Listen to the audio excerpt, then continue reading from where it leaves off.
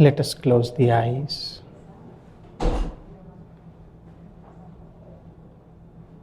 Om Sahana Vavatu Sahano Bhunaktu Sahaviryam Karavavahe Tejasvinavadhitamastu Ma Vidvishavahai. Om Shanti Shanti Shanti. May God protect us all.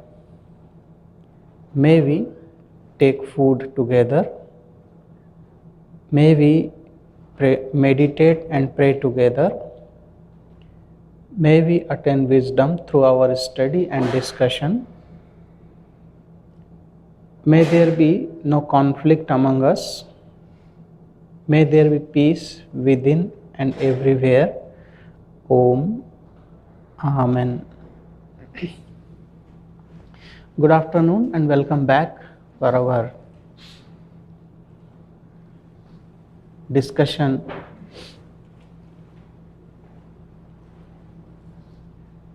Do you have friends?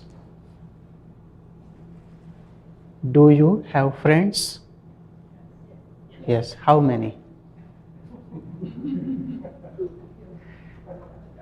How many friends do you have?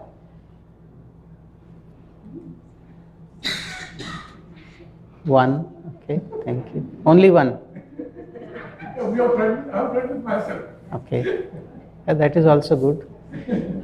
So how many friends do you have? Or should I go and check your Facebook account?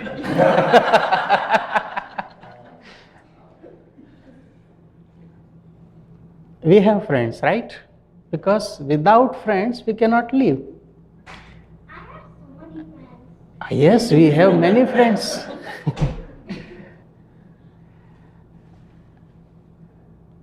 There was a man, he died. And when he died, people gathered around, but there was no one to take his dead body to cremation ground because he had no friends. Some people who were in the neighborhood, they came, but nobody was there. He had no friends. So they informed the local municipality, and the local government came, and then they took the dead body to cremation ground because he had no friends. And later on, it was found that he had more than 700 friends on Facebook. So if we have friends on Facebook, they are good, no doubt. But they cannot really come to rescue when we really need them. So we really need good friends. And who is good friend? If you say good friend means, there is a saying, a proverb in English, a friend in need is a friend indeed. One who helps us in our difficult times or in crisis is only friend. Otherwise, friends of good weather. When you are good, everybody is your friend. When you are in difficulty, they say goodbye. So who is really good friend? God is our friend, no doubt. More than 500 years ago, a mystic, a saint, his name is Tulsi Das in India, who wrote Ramacharitmanasa, the life sketch of Lord Rama. He has also written many beautiful couplets. So in one of the couplets, he is explaining about the friends. He says there are 7 friends of every human being, and these 7 friends, they are always helping us in the time of difficulty. So the couplet is, it is said,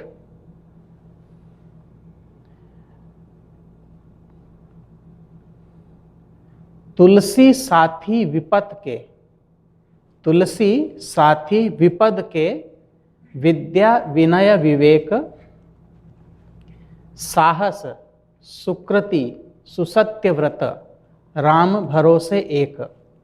So I will explain because it is in local dialect. Tulsi, Sathi, Vipad ke. Sathi means friends. Vipad means crisis, difficult time. And Tulsi, his name is Tulsi, he is saying Vidya, Vinaya, Vivek. So first is Vidya. Who are these 7 friends? Vidya. Vidya means knowledge. So knowledge is your first friend. Vidya. Second is Vinaya. Vinaya means humility. Humility, to be humble. Third is Viveka. Vivek means your intellect, your buddhi, or you can say the discriminative power. So the discrimination means it is related to intellect. So Vidya, Vinaya, Viveka. Then fourth is Sahasa. Sahasa means courage. Fifth is Sukriti. Sukriti. Su means good, Kriti means actions. Your good actions, your good karma. Your good karma, good deeds, Sukriti. Susatyavrata. Susatyavrata means habit of speaking truth. So you can say truthfulness. Sahasa, Sukriti, Susatyavrata, Ram, Bharose, Ek. So Ram, Bharose means faith in God. So seventh is faith in God. So these 7 friends are always with you. They will never betray you. Your friends, so-called friends, they may leave you in the time of difficulty, but these 7 friends will always remain you in the time of crisis or difficulty. They will never leave you. So we should have external friends, no doubt, but these 7 friends we should always keep with us. Knowledge, humility, intellect, then courage, good deeds, good actions, and truthfulness, and ultimately faith in God. Firm faith in God. So these are the 7 we must keep company with. How? Remember why Saint Tulsidas is telling Sathi Vipatke, means they are your friends always, but you know their value more when you are in difficulty. If you are not in difficulty, you may not know their value. So real value comes when you are in crisis. You need someone to rescue. Other friends may have this, because of distance, because of various other responsibilities, they may have some limitations, but these are your own friend, always remain with you. You'll say knowledge is the first. If you have knowledge, just imagine you are in difficult time, and it is possible. Today we are well-to-do, we are wealthy, we have everything at our hand, but tomorrow we never know because time is constantly changing. A rich person can become poor and a poor person can become rich, so there is no guarantee. We are completely safe, but tomorrow who knows, we are in difficulty where nobody is there to help us. So time can change any time. So it is better to keep these 7 friends with us. So we should always try to earn knowledge. Knowledge always remains us. Knowledge is such a treasure, nobody can steal us. Suppose you have some skill, you have studied something, so nobody can steal it. It will always remain with you. And knowledge and skill, this is called Vidya.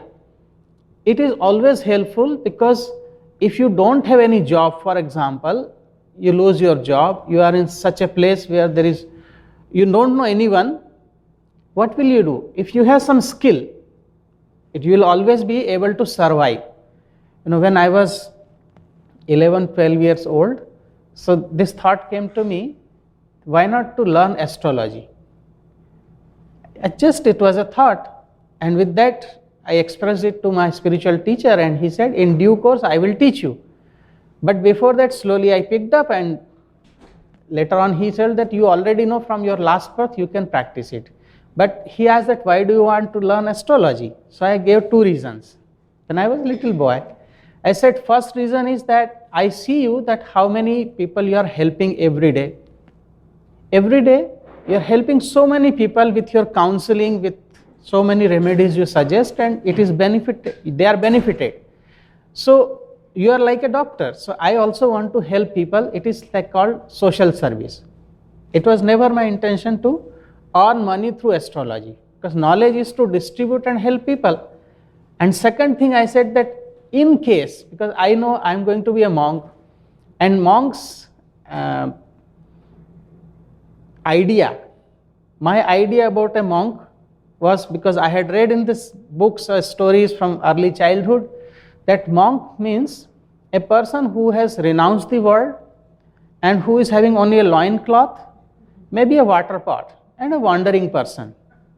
It was never in my imagination to live a luxurious life or a monk who is traveling by flight, living in nice places.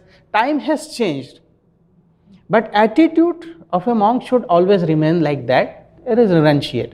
So I said that I want, because in case, I don't know, I want to be a monk, but what will happen in future, I don't know. But if I have this knowledge, I can survive anywhere. At least in India, if I have this knowledge, I can survive anywhere. Because it has some value. You serve the society and they will take care of you. It doesn't matter in which state you are, whether you are a monk or a householder or whoever. So knowledge should always be there. However, I am just giving you the idea that any kind of knowledge or skill is always useful, and you know the value when you have nothing with you. You can use it and you can survive, because knowledge is your best friend. The second is Vinaya, humility. Remember, if we want to grow spiritually, then we have to become humble. And when we talked about knowledge, who can earn knowledge? A person who is humble only deserves knowledge. Otherwise, with egotistic attitude or with arrogance, stubbornness, we cannot learn, because ego becomes barrier and we cannot learn anything. So to learn something, first we have to develop humility within us, and we see the example in our masters, in Guruji, in Gurudev. All the masters always remained humble. And when we earn knowledge, this knowledge also becomes means of liberation, because in Vishnu Puran there is a definition. It says sa vidya ya vimuktaye. Knowledge is that which makes you liberated.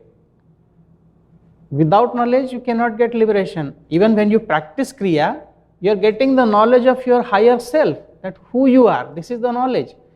So paravidya. However, so humility, then third is called viveka. Vivek means discrimination, and this discrimination is one of the fourfold qualifications of a spiritual seeker when you start studying Vedanta. So fourfold qualifications are mentioned in Tattva Bodha, and you have a beautiful commentary on this scripture by Guruji, Path of Knowledge. You can see that. So in that it is said, Vivek, Vairagya, Mumukshutvam, and Shama, Dhamma, etc. 6 treasure. So Viveka is one of them. Discrimination. Discrimination between the permanent and impermanent. It is not the ordinary discrimination which we see in society in modern time. It is to discriminate means to separate what is real and what is unreal. So what is real, permanent or eternal, I will stick to that element. And what is changing, impermanent, I will leave it behind. Because truth cannot be changed, truth remains always same. So I will stick to truth, I will not remain with untruth. So for that we discriminate what is right way, what is not right way. So this faculty which is called buddhi or intellect in us, the vivek is the function of intellect. How to we discriminate? we can never discriminate with mind, because mind by definition is restless. Manas, it is called sanshayatmaka manah, means mind is doubting faculty. Mind doesn't help us to decide. Mind creates confusion, doubts. Or you can say sankalpa vikalpatmaka mana, it is the function of mind to think. Sankalpa means I will do this. When you take a promise within that I want to do it. So it is the function of mind. And vikalp means when you decide to do something or some action, then it also presents some vikalpa alternatives. For example, if you go out, you are sitting for some time and you feel thirsty or you feel little sleepy. So you will go out, and when you go out, there is a table. So on the table you will find there is some hot water, there is tea bags, there is tea, there is coffee. And also now when you go, so your mind will present alternative. First, sankalp. The mind told you that you feel sleepy, you need a cup of tea or coffee. Now you see on the table it is there. So you see tea, you see also coffee. When you see the tea, then mind will present the vikalpa, alternative. You want the lemon tea or plain tea, or you want chamomile, or you want this tea. So there are varieties. Then among them also, then again mind will present, you want tea with milk or with milk and sugar, or without milk, or without sugar, another alternative. Or it will say, no, you don't need tea, you can take coffee. Again in coffee, with milk, without milk, with sugar, without sugar, with honey or with sugar. So what is happening? The mind is presenting alternatives. So this is the function of mind. But you are not able to decide.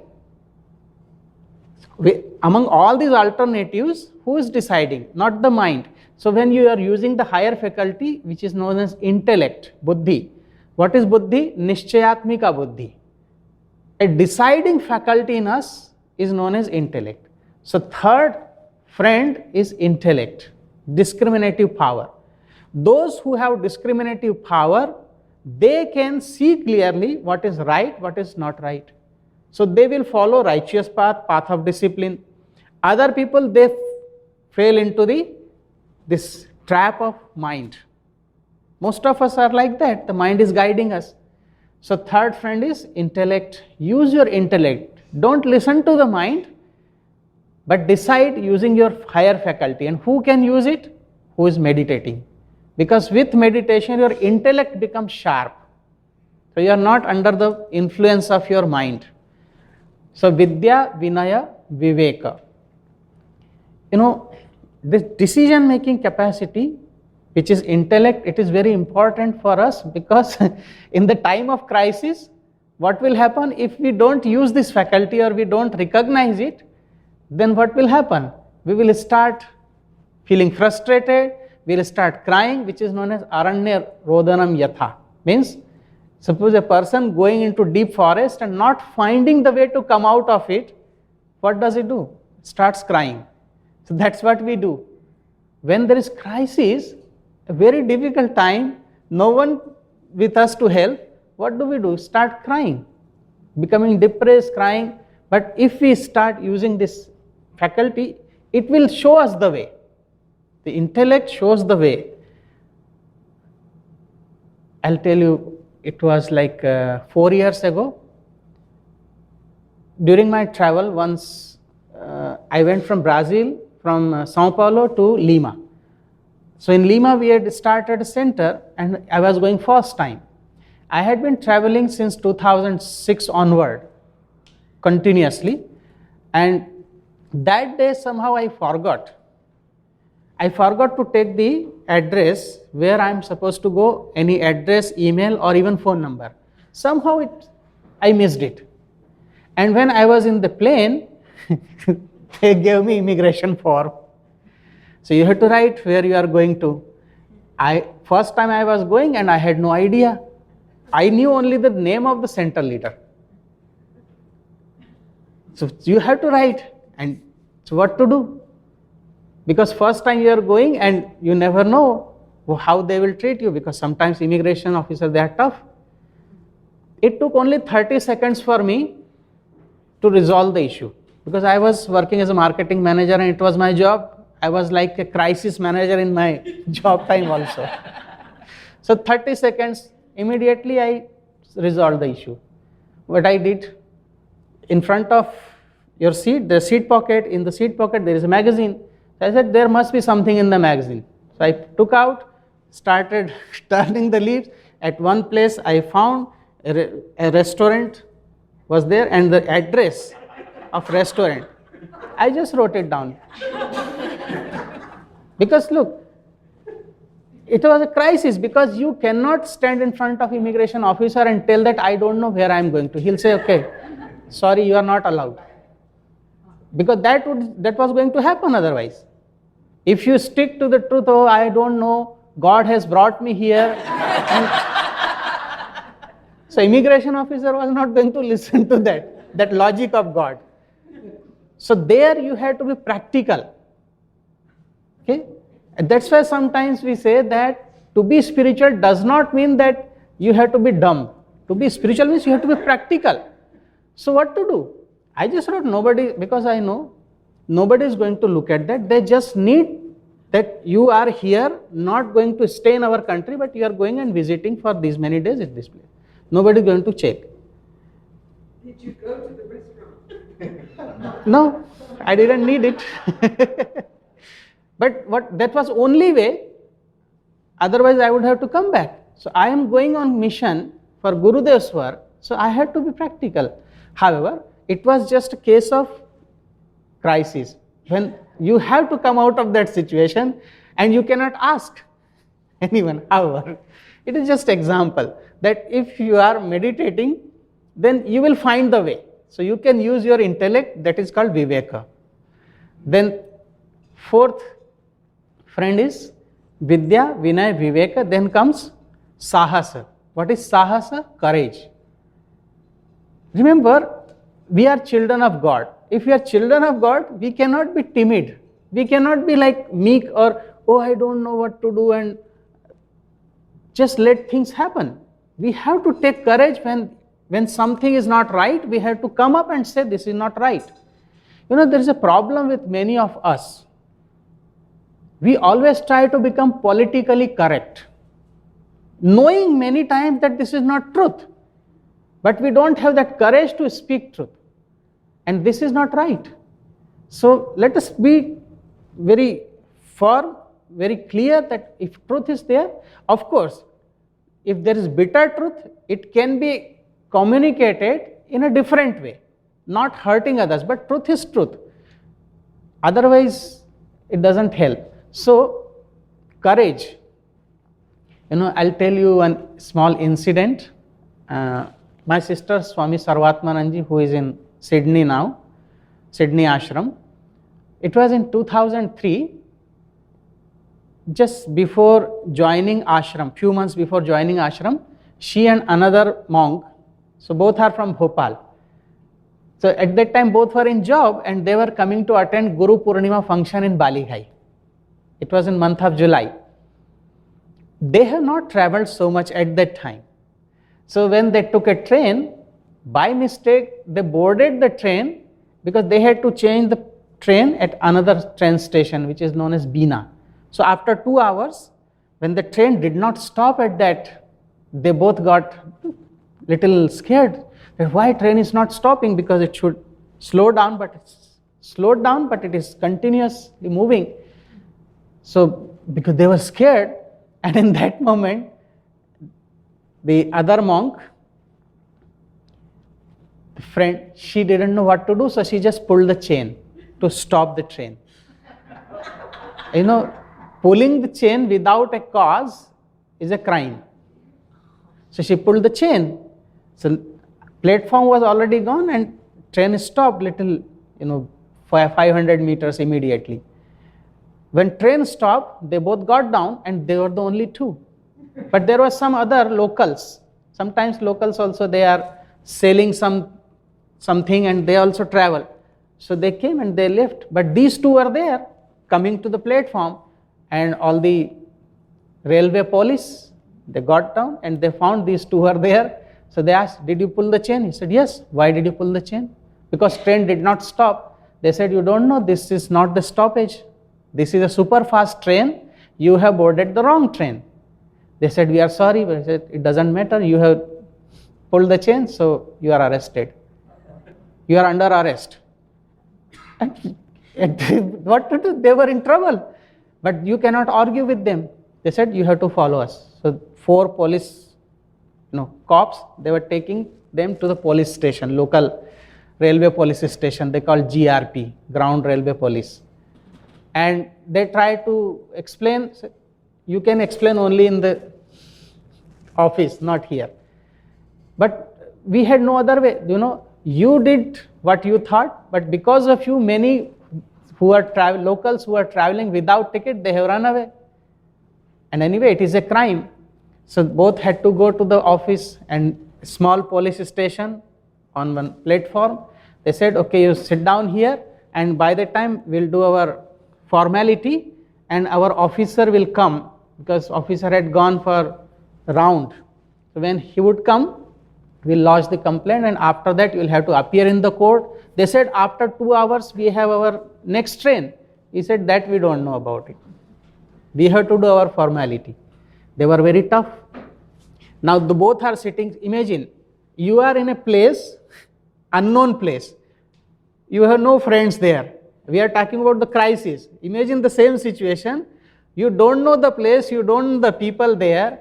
You are completely unaware of this legal procedure. Who is going to help you? And in those days, they didn't have cell phones, remember. So how to communicate?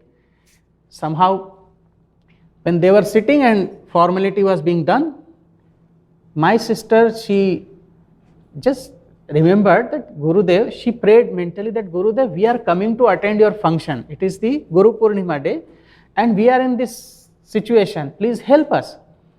So she just told one of the cops that I need to go to restroom. And he said, oh, restroom is this side outside. So he said, okay, I will come with you because we cannot leave you. So he came and he said, now you can go to the restroom. So she went to the restroom. Instead of going to restroom, just behind that, there was a public telephone booth. So my sister, she called my eldest sister in my hometown, who is an attorney also. She works in civil court in my hometown. And that day it was Sunday, but my sister picked up the phone and she knew about this crisis, this situation. She said, don't worry, just stay there and I'll make something. I'll make some arrangement. She called her officer, the magistrate, district magistrate. She called that, sir, my sister is in trouble at this place in this railway station. And fortunately, district magistrates usually Saturday, Sunday, they are not home. They go for vacations or some other family affair, but he was present there. So he said, madam, don't worry about it. What is the name of your sister and which police station it is, this train station? So he said, not to worry, within few minutes I'll make some arrangement. So very quickly it is happening. She put the phone and came back.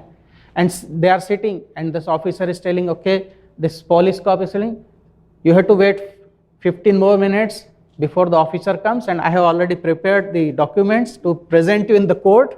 They will give a ticket, you'll have to pay it and then you'll be fine. So, but the magistrate, district magistrate called one of his friend on that train station who was running a big restaurant. And he told that go and help this person. So that person, the restaurant owner, he came and he's very well known at that place, very famous. So he came and he told this cop that my sister is here, my cousin is here, you have arrested. He said, who? He told the name. So she is here, what to do? He said that please release them. And because he is so influential, they said, oh sir, why did you come? You could have just called us, we could have released her. So they released immediately and no formality. And then cop said, because this shop owner, he conveyed the message that he got message from district magistrate. So they were all little scared, cops. They said that, so the cop came to my sister and told, You never told that you are relative to this district magistrate. You should have told before. We could not have detained. Not only they released both of them, but the cops came. They helped them to board the next train and said they gave some food, some water. Said that anytime if you have any problem on this route, please tell us, we'll help you. You see the situation, how it has changed. Do you know why? Number one, faith in God, faith in Master. Second thing, courage. If she would not have gone to just make a phone call without notice of the cop, they would have been still arrested in few days. So these 7 friends we should always keep with us. They will be useful in the time of crisis. We can discuss more some other time. Thank you all. Praying for your all-round development. May the blessings of God and Masters be upon us all. Om. Amen. Thank you all.